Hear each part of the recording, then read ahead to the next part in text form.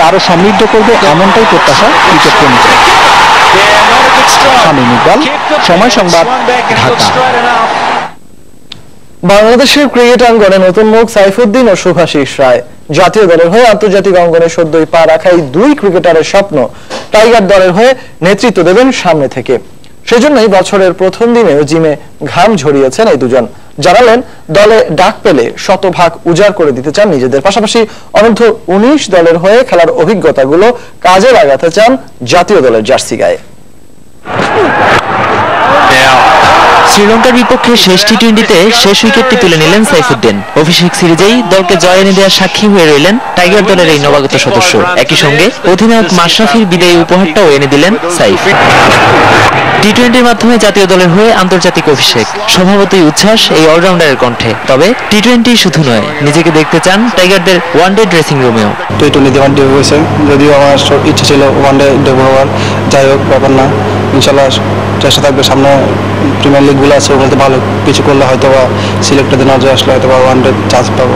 বাংলাদেশের পরবর্তী সিরিজ আয়ারল্যান্ডে, স্বাগতিক দেশ ছাড়াও সেখানে থাকছে নিউজিল্যান্ডও। পেস বান্ধব উইকেটে বোলিং করার অভিজ্ঞতা থাকায় দলের সুযোগ পেলে সব ফরম্যাটেই নিজেকে উজাড় করে দেওয়ার প্রতিজ্ঞা ছড়ে পড়ল এই অলরাউন্ডারের কণ্ঠে। ডারবানে আমার প্রথম বোলিং করা 19-এ, ওইসব কন্ডিশনে আসলে বোলিং করতে আমি খুব পছন্দ করি এবং সুইং ভালো থাকে, এই জন্য অনেক ভালো করতে পারি।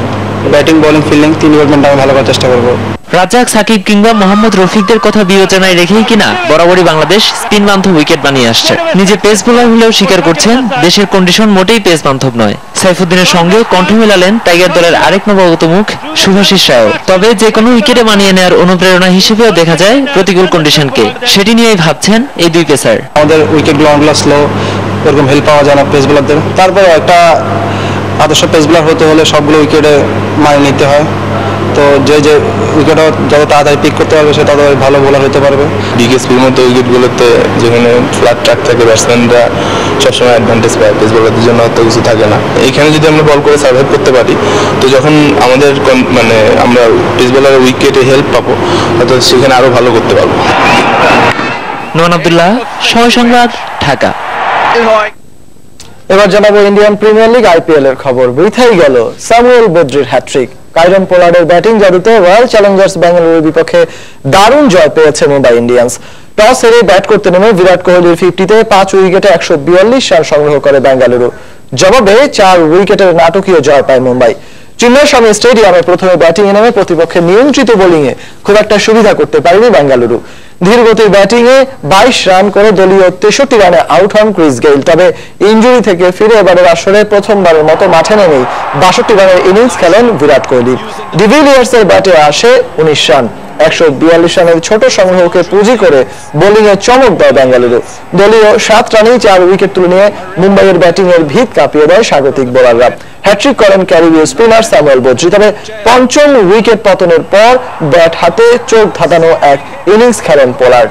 চাহালের শিকার পরিণত হবার আগে 47 বলে 70 রান করেন তিনি। কুনাল পান্ডিয়ার সঙ্গে তার 93 রানের অনবদ্য জুটিতে দুর্দান্তভাবে ম্যাচে ফেরে মুম্বাই। কুনাল পান্ডিয়ার অপরাজিত 37 রানে শেষ পর্যন্ত 7 বল হাতে রেখেই জয় নিশ্চিত করে রোহিত শর্মার দল।